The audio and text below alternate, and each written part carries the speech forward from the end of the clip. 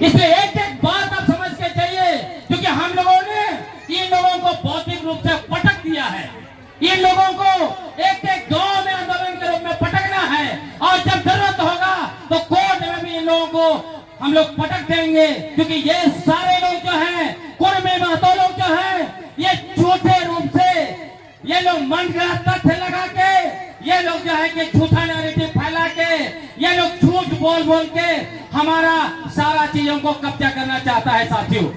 साथियों आपको मैं बताना चाहता हूं, अभी इस राज्य के दो पॉलिटिकल पार्टी के मुखिया, एक आजसू पार्टी के प्रमुख लाव कुश के वंशज सुदेश महतो जी, और दूसरा जेल कम के 65 हजारी कुर्मी जयराम महतो, ये दोनों ने झारखंड की सत्ता को कब्जा करने के लिए पूरे झारखंड को नफरत की आग में झोंक दिया है।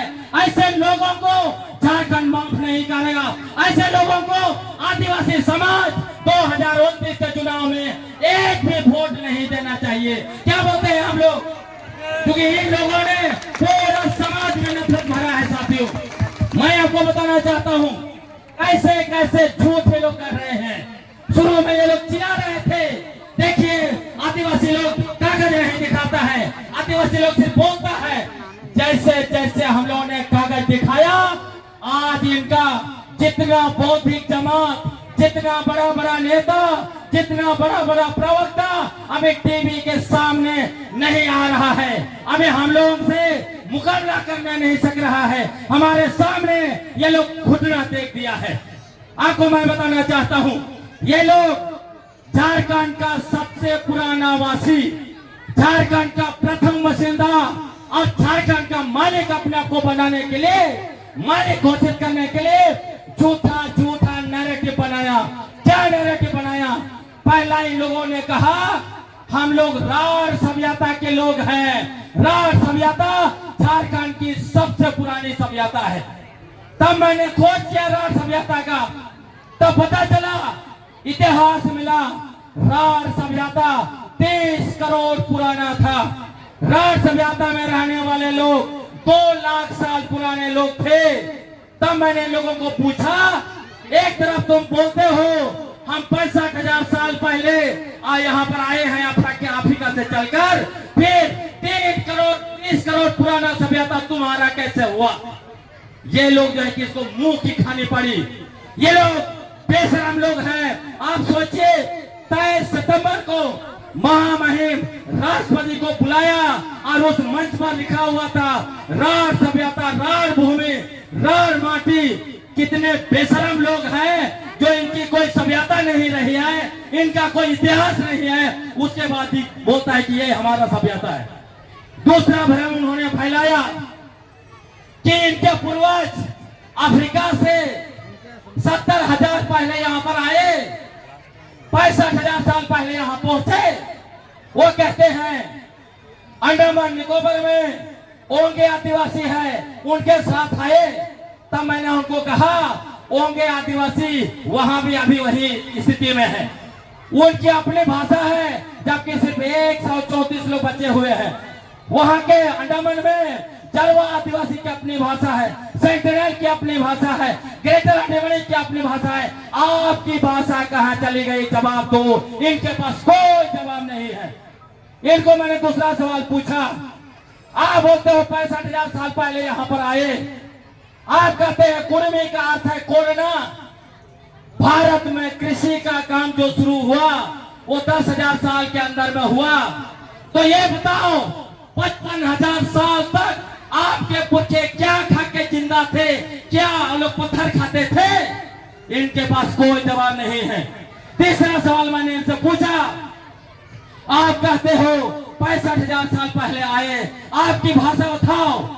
क्योंकि ये जो कुरुमाली जो भी बोल दीजिए, ये भाषा कब आई है? 500 साल के अंदर में आई है। ये इंडो आर्यन भाषा है। 3,500 साल पहले आर्य आए, उसके बाद बनते बनते मगी वगैरह बना और कुरुमाली बना। तो इनके पूर्वज 64,500 साल तक क्या बात करते थे? साथियों मैं बताना चाहता हूँ, बहुत हास्यास्पद स्थिति है। इनके पुरखे आए 65,000 साल पहले, कुछ नहीं खाते थे बेचारे लोग। उनको जो है 55,000 साल तक इतना भूख लगा, क्या खाएंगे? पत्थर खाएंगे क्या? कोड़ना शुरू कर दिया तो खेती हुआ, उसके बाद खाना खाया। फिर इनके पूर्वज 64,500 साल तक मौन रहते थे, की बात करते थे। फिर जो है कि कुरमाली भाषा आया, फिर कुरमाली भाषा सीखे तो एक ही बार ऐलान कर दिया झारखंड में बाहरी भाषा नहीं चलता। बताइए, ये लोग ऐसे लोग हैं जो आपने को सिर्फ नहीं अपने समुदाय को बेइज्जत कर रहे हैं।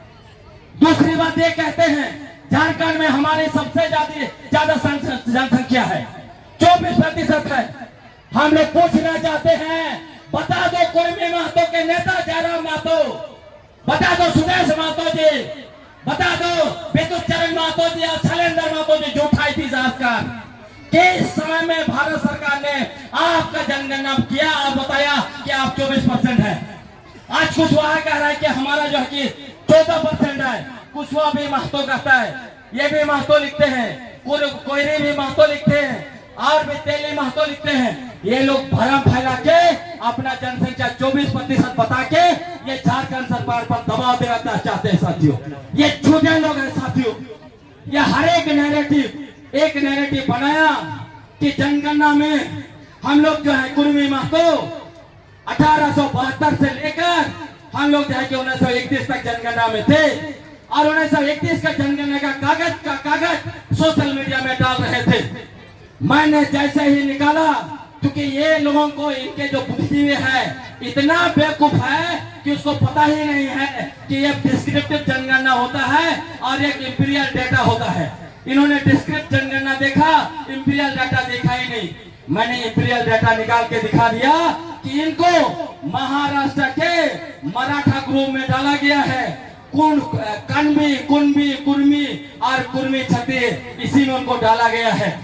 तो इनका जो नैरेटिव था सारा का झूठ, क्योंकि इनके जो सांसद विद्युत चरण महतो 2016 में लोकसभा में प्राइवेट बिल लेके आए थे, बोले उसमें लिखा है कि 1913 से लेकर 1931 तक हम लोग शेड्यूल ट्राइब में थे।